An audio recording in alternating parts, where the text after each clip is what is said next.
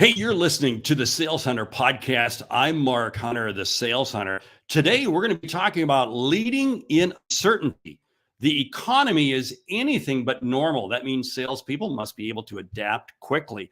My guest, Meridith Elliott Powell, she's the author of the award-winning book, Thrive: Strategies to Turn Uncertainty into a Competitive Advantage. And each year, she releases her latest findings dealing with uncertainty. All of this makes her a highly sought after keynote speaker,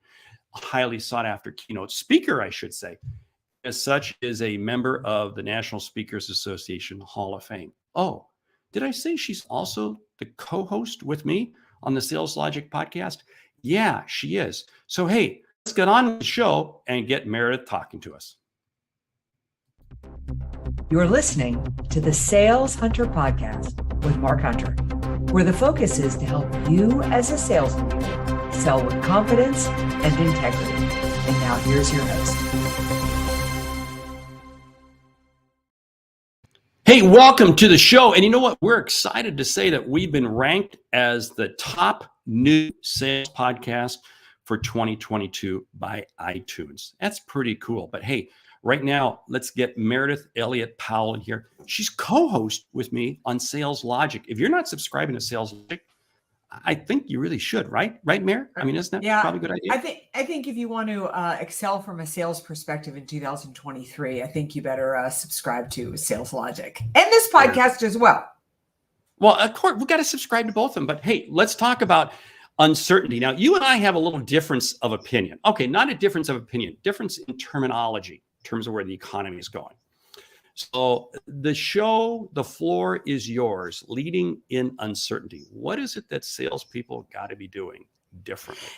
Yeah. So, Mark and I definitely hold, I'd say a different perspective. I mean, I do think that I think you're a little bit more of an optimist and I'm a little bit more of a realist. But I would say the place that we share is that no matter what the marketplace is doing, no matter how you define it, your customers need you more than ever right now. So if I had to say the first thing that salespeople need to do when they start to think about uncertainty is get their head right.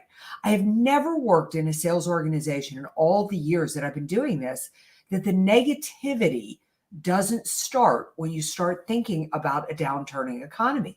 People just start to think, well, we're not going to sell as much next year. We're not going to be able to get our price next year, and none of that has to be your reality if you're willing to shift how you think, feel, and act towards uncertainty. It's interesting that you say that. And of course, I got to back up the bus a little bit because you said, I'm a little more optimistic and you're a little more realistic. But gee, what's that make me? I mean, man. But this is what, because you and I debated this. Well, you and I debated this on a Sales Logic episode a few weeks ago in terms of the economy. And you bring up a good point. Negativity starts with the sales force, right? Oh, absolutely.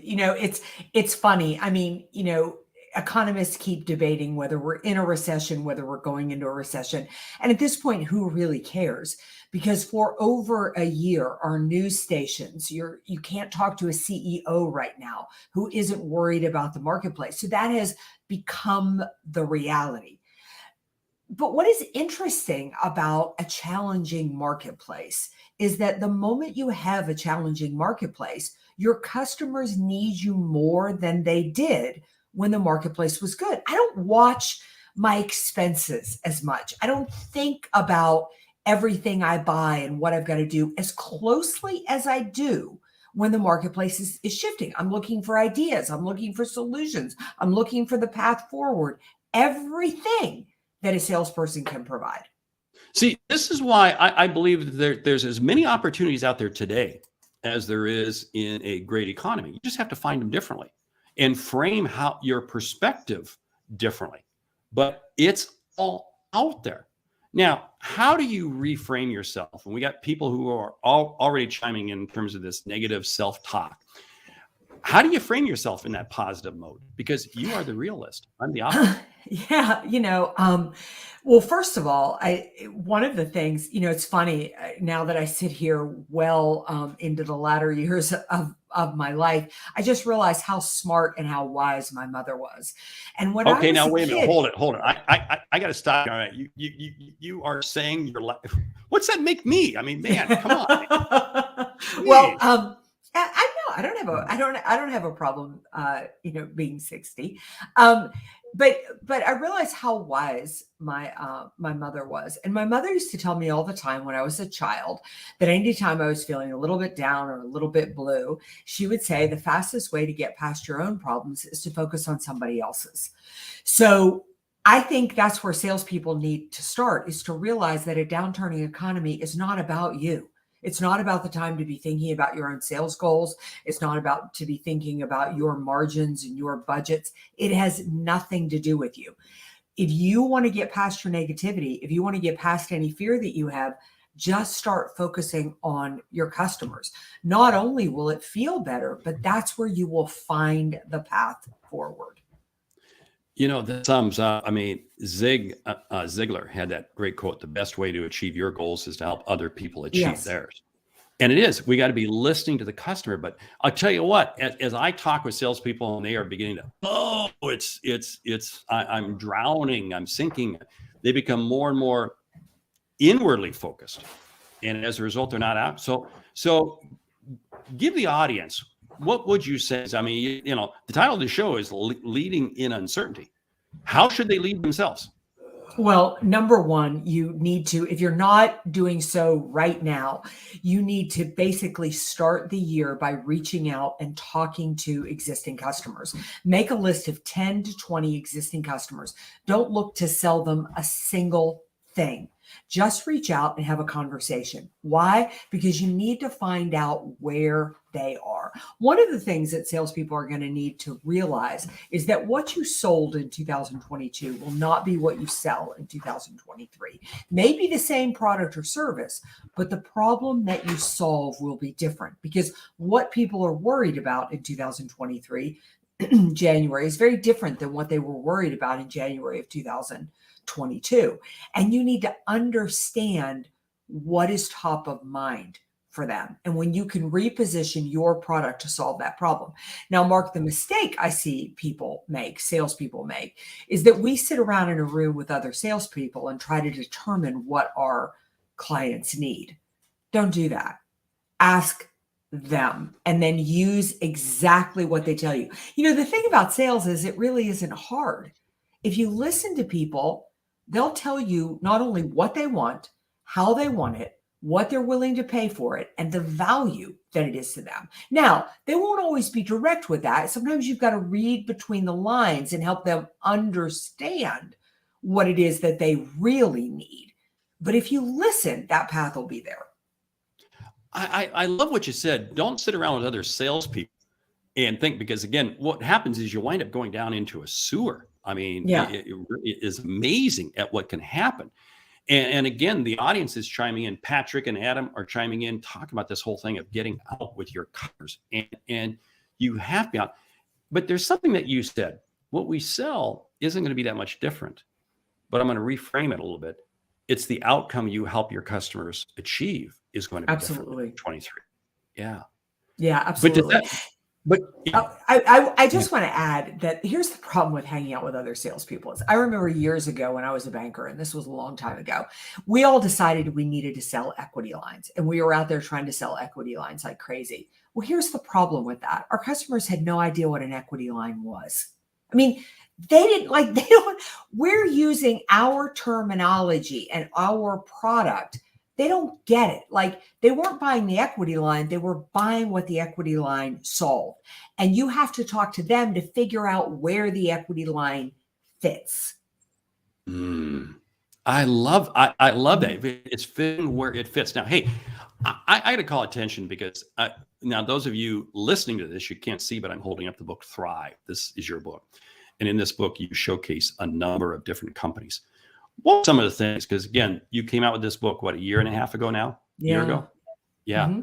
But the stories in it, because you profile so many different companies that have gone through incredible setback, including Civil War, I mean, the Depression, everything else. What are the takeaways that we can learn from companies that have gone through this in the past that will help guide us forward? Yeah, there are There are just so many, but I think the first is and Mark, this speaks to your book and your book of mindset.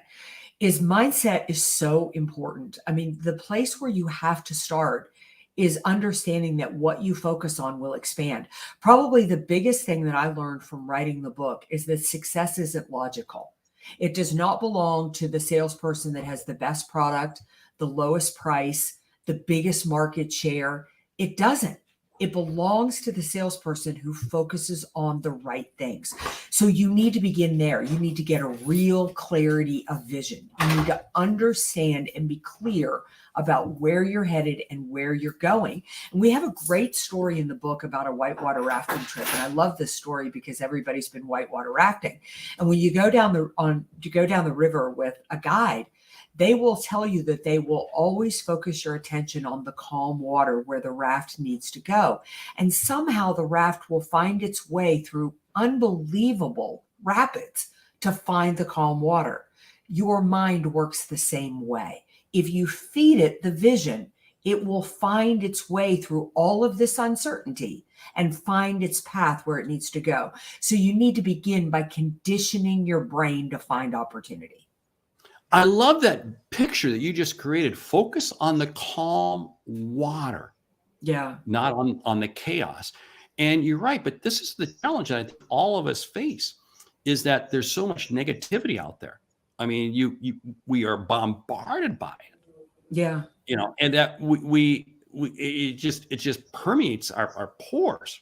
The challenge is, how do we reframe that? Because again, we got to be aware. I mean, I can't believe that, salespeople can't have their head in the sand. No, So absolutely not. So I stay informed and yet not allow that to turn into negativity as you're talking to customers. Well, number one is you do have to condition your brain. We talk about in the book, and we talk about a relentless vision. And that's so much more than a vision. I mean, 3 times a day, I look at my vision, where my business and my life are headed. But the second strategy, which is probably one of my favorites, is what you're talking about. It's called condition yourself for change. But it's based off a military term, a U.S. military phrase called embrace the suck. And the idea about it is that, it's the Stockholm theory, is that how did they all survive, the POW camps in the Vietnam War? And they did it by being realists, by not believing that everything was going to be okay and they would be home tomorrow, or not being so negative that they believed they would never get out of there. But how do they embrace the reality of where they are and then start to use that reality to move forward? And Mark, I think this is so important for salespeople because, if you're trying to sell to somebody who sells, think about the beginning of COVID. If you're trying to sell to somebody who sold into the restaurant industry, you could be all Pollyanna about the restaurant industry, but you're going to be out of business in nothing flat. But if you can help that customer see this particular industry, you know what? It's not fair, but they're challenged. Let's talk about what you can do to move into other industries. So in that strategy, we talk about looking at your reality, what's happening in society, politically, technology, industry, with your customers. How are those areas changing? Can you predict the future and then start to use the future to shift your business so you're proactive in the changes that are coming rather than reactive? Okay, so in this whole preactive mode, is now the time that we should be looking for new industries or new, avenues with which to sell whatever it is that we sell? Well, I think what you need to do is use the tool that we use in this particular chapter, and it's called a skeptic. And the tool is nothing more than a series of words, and we can put it in the show notes. It's society, competition, economics, politics, technology, industry, customers. And I tell my clients they should do this as a sales team, but this is a call that every salesperson should be having with their customers. Now, imagine I show up in your office January 2nd, and I say, Mark, let's look at 2023. You and I have a conversation about how we see society changing, what's happening with your competition, what's happening in your industry, how are your customers changing? And after we have that conversation, I simply ask the question, now, understanding all the shifts that are coming, What do you need to pay attention to now? And what do you need to be getting ready for now? I'll give you a quick example. I was doing some work with a company that makes solar panels. And we used to go through this exercise twice a year. And we started to recognize that we were moving from a state legislature that was Democratic to one that was Republican. 75% of our income was based on tax rebates. That was probably going to go away if Republicans got into office. Now, we recognized that 2 years ahead of time, we started to diversify the income stream. How much value do you think I was to them as a salesperson? You were huge. You're huge. I mean, if you were able to guide them through that. So, I mean, is this the role of sales that we're foregoing today's sales to help you some future state? Absolutely. I think that, remember, we live in a world now where, what is the latest Gartner statistic? It's something like 67 people are 67% of the way through the buying journey before they ever interact with a salesperson. We need to accept the fact that people can buy a product without us. And if they can buy a product without us, the question on the table is, what value are we bringing? And I think one of the biggest values we can bring to people is, when the marketplace gets challenging, to be the person that is helping them navigate their way through that. See, what you're bringing up is so key. I've always said our role as sales is to understand our customers' customers better than they understand their customers. Absolutely. Because when we understand their customers' customers, now we know the downstream. We know how we can help them, because now we're bringing them insights that they're probably not aware of. So you touched on something else that hits home in terms of this chaotic, uncertain world, that almost beckons us to more focus than ever on eliminating everything else out there. So is this a strategy that salespeople should have? Is that they need to be more focused on a tighter group of customers than they've ever been before, or what? Yeah, that really leads into strategy number 5. And strategy number 5 is, I do believe in an uncertain marketplace, it's one of your best times for growth, but you grow from the inside out. You know, when the economy is red hot, we basically open our door and the business just flows in. I mean, we're really order takers in a hot economy. Mm-hmm. But in a challenging economy, I don't think you can attract prospects. If you want to get your price, if you want to be efficient, if you want to sell for a long-term relationship, until you understand the problems your existing customers have. So I do think you hold tight. Like, think about it, Mark. If I go out, if you're one of my best customers, and I go out and I try to sell Adam a product, and Adam knows you from, a Rotary Club or something, Adam's going to ask you what your experience has been like working with me, or Adam's going to read my Google reviews. People are going to look at what existing customers are saying. So I would say, make sure that, number one, you understand how this marketplace is impacting your existing customers. Help them navigate through that. You'll better understand the prospect's problem, but your existing customers will sell you. Well, I really like what you've said there, because what you're really talking about is that customers looking for the safe purchase. Mm-hmm. They're looking for that safe, so that they're looking to other people to help confirm them. They're looking at. But now here's the question: do you think the buying process, the selling process, is going to slow down because of the economy, or is it going to speed up? I mean, what should we be prepared for heading into these uncertain times? I mean, I do think it's gonna slow down some, in a sense that, I mean, that just makes sense, right? I mean, if I were a CEO or a CFO right now, I mean, I know I'm doing it in my own business. I'm looking at every expense. I'm not as flip about an expense as I have been, before. At the same time, even though I think the decision-making process will slow down, you can influence it to speed it up. Like, I certainly am going to purchase things quickly that I believe have value to me. Like, I know something I want to do in 2023. I had a call about it yesterday. I can't pull the trigger fast enough on that, but I understand the value because we've had that discussion. So I think from a salesperson's perspective, you have to get better at positioning the value and the return on investment so that you can speed up the cycle. But I still would increase the activity coming through my pipeline and not be dismayed if the decision-making process slowed down a little bit. Okay, so what you're saying is that we have to be prepared for a bigger pipeline, and I totally agree with it. But Absolutely. we can't let it get plugged up, because we got to be able to keep that pipeline moving. So again, it kind of brings up another thing, that I think we're going to be more time constrained next year than we've ever been in the past, because of this whole issue. You know, in the past, the phone just rang. We didn't really have to do much. Business just kind of flowed in, especially pre-COVID. Yeah, I mean, I would definitely agree with that. But a couple of things. I think when the business flows in, we all end up doing business that we probably shouldn't be doing. I mean, you're just like closing deals, you're smacking stuff in there. And the thing that I love about a challenging economy, and I mean, if for anybody listening to this podcast right now, you should be reviewing your ROI and your value. Can you articulate it? Do you get it across quickly? Do people really understand it? Is it positioned? If they pay you this, what are they going to get? I feel like it pushes me to get better. And if my process slows down, then I really haven't done what I need to do to keep the value in front of the customer. The other is time will be more challenging as we move into this year.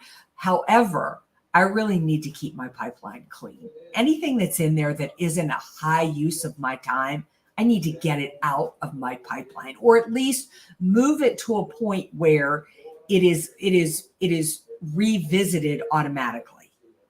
Wow. Without me being involved.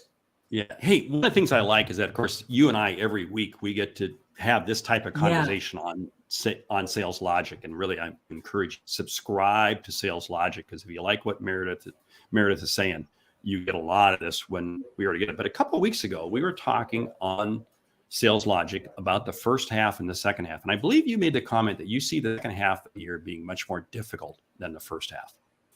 Is that correct? Did you say that? I did say that. Yeah. Okay. And why? What's your basis for that? So my basis for that is honestly my gut feel. I mean, I think there's so many variables out there that can go sideways. And I think we're still running off a little bit of euphoria and savings in the first and the second quarter of this year. We're not really feeling the downstream of inflation yet. China keeps opening and closing and opening and closing right after the Chinese New Year. That's probably going to shut them down again with another COVID outbreak. And I think by mid-year, the reality of interest rates, of inflation, of COVID still looming out there is going to settle in. We still have a labor shortage, which doesn't look to be getting any better. And I think those budgets and things will have turned by then. So you better be doing your work in the first 2 quarters of the year if you want the last 2 quarters of the year to come in strong. And that's probably another reason why people need to listen to and subscribe to Sales Logic. Okay. Right. Hey, we got to wrap up the show here for a bit. Your book, Thrive, where do people get in touch with you, et cetera, et cetera? Yeah, they can get in touch with me at my website, valuespeaker.com. I am a big believer, build your network, change your life. So if you reach out and connect with me, I will definitely connect with you. They can find my book there. They can find it on Amazon as well. And of course, you also come out every year with a kind of an updated research report on the state of sales, state of business, et cetera, et cetera. So can we expect to see that again in 23? Absolutely. You'll see that. And then I want to invite everybody. I'm doing a masterclass on the 9th of February. You can find these details on my website as well, about the 8 biggest challenges that you're going to face in 2023. But more importantly, the 8 powerful solutions you need to be putting into place if you want to turn uncertainty into your greatest competitive advantage. Great. Hey, we've been talking today with Meridith Elliott Powell, absolute incredible brain. I enjoy talking with you. That's why I enjoy co-hosting Sales Logic with you. And hey, what was that relationship piece that you said, that tagline that you said? Because that's a possibility on the show. Yeah, I always say build your network, it will change your life. So if you reach out and connect with me, I'll connect with you. Build your network, change your life. And with that, we want to say thanks for listening. I do trust you value the content, and you'll take a moment to subscribe to the podcast and leave us a review on your favorite podcast app. Each week, you get 2 shows.